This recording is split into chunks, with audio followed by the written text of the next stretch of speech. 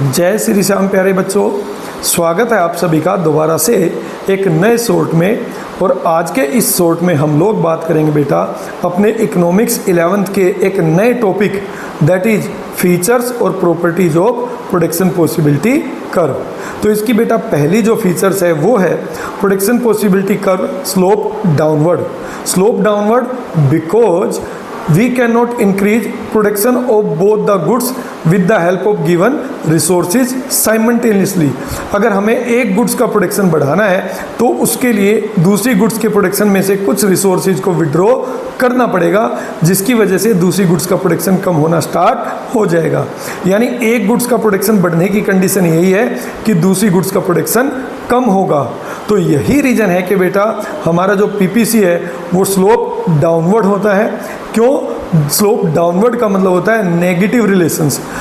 बिना एक गुड्स की क्वांटिटी का सेक्रीफाइस किए आप दूसरी गुड्स की क्वांटिटी नहीं बढ़ा सकते। क्लियर?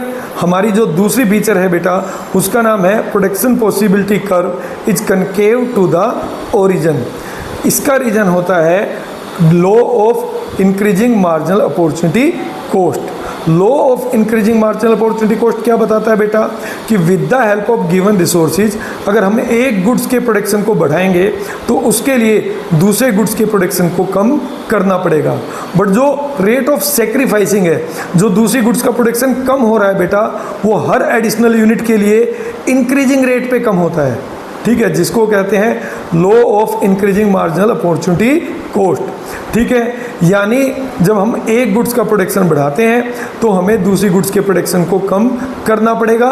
बट जो कम करने का रेट है, रेट ऑफ सेक्रीफाइसिंग है, it will always increase for each and every additional unit of another goods. That is why our PPC is concave to the origin. ठीक है, चलिए अब मिलते हैं अपने नेक्स्ट शॉर्ट में। तब तक के लिए जय श्री श्याम।